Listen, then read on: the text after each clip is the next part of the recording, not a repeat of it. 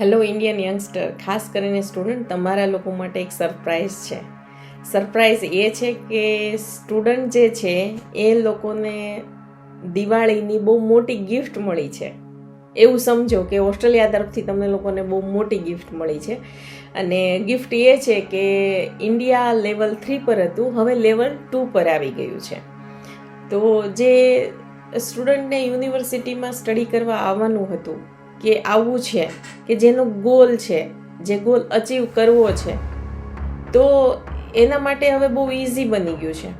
અને જે એનું 1 યરનું લિવિંગ એક્સપેન્સ, ટ્રાવેલ એક્સપેન્સ અને જે ટ્યુશન ફીસ જે બતાવવાની હતી એ અપ્રોક્સિમેટલી $70,000 થાય છે. ને એને ઇન્ડિયન રૂપીઝમાં કન્વર્ટ કરીએ તો અપ્રોક્સિમેટલી 40 લાખ રૂપીઝ જેવું થાય છે. તો હવે પ્રોબ્લેમ એ હતો કે એ જે 40 લાખ રૂપીઝ જે આપણે બતાવવાની છે, બરાબર, તો એના માટે ફાઇનાન્સના ડોક્યુમેન્ટ જોઈએ.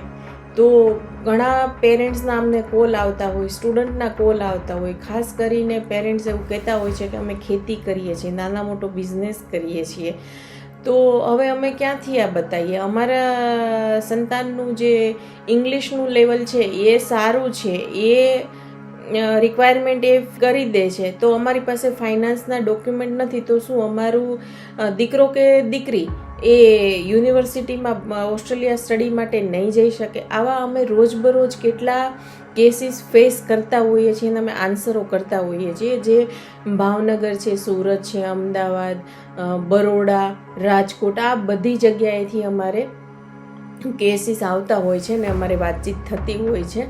તો અમે એવું કહેતા ત્યારે કે ભાઈ ના, એ વસ્તુ સાચી છે કે ભાઈ આપણી પાસે નથી, આપણે પ્રોબ્લેમ થાય છે, કે ભાઈ લોન કરવામાં પ્રોબ્લેમ થાય છે, આ ફાઇનાન્સ ડોક્યુમેન્ટ બતાવવામાં જે પ્રોબ્લેમ થાય છે, પણ હવે એ જે એની રિક્વાયરમેન્ટ છે એ તો આપણે પૂરી કરવી જ પડશે. તો હવે ગુડ ન્યૂઝ એ છે કે જે છોકરાઓ પાસે ઇંગ્લિશ છે એમની પાસે ફાઇનાન્સ નથી, ફાઇનાન્સ છે એમની પાસે ઇંગ્લિશ નથી. તો હવે આ જે બંને રિક્વાયરમેન્ટ છે એ આપણે વિઝા માટે આપવાના ડોક્યુમેન્ટ નથી. એ ડોક્યુમેન્ટની કોઈ જરૂર નથી. એના વગર પણ તમે ઓસ્ટ્રેલિયા યુનિવર્સિટીમાં સ્ટડી માટે આવી શકશો, તમારો ગોલ અચીવ કરી શકશો. અને તમે ભણીને આગળ કંઈક તમારે કરવું છે, તમે કંઈક વિચાર્યું છે કે નહીં અમારે ભણીને ત્યાં બિઝનેસ કરવો છે, કે ભાઈ આગળ જે કંઈ જોબ કરવી છે, તમે કરી શકશો. એટલે એના માટે જો તમારે વધારે ઇન્ફોર્મેશન લેવી હોય વિઝા રિલેટેડ, તો તમે પદ્માણી માઇગ્રેશનનો કોન્ટેક્ટ કરો. પણ અમારી એક ઓફિસ અમદાવાદમાં છે અને એક ઓફિસ અમારી ઓસ્ટ્રેલિયામાં છે. તો તમે અરુણ પદ્માણી માઇગ્રેશન રજિસ્ટર એજન્ટ છે જે ઓસ્ટ્રેલિયામાં છે, તો તમે એને સીધો કોલ કરી શકો છો. અને અમારાથી જેટલી હેલ્પ થશે એટલી, અને અમારી પાસે જેટલી ઇન્ફોર્મેશન હશે એટલી અમે તમને લોકોને પ્રોવાઈડ કરીશું.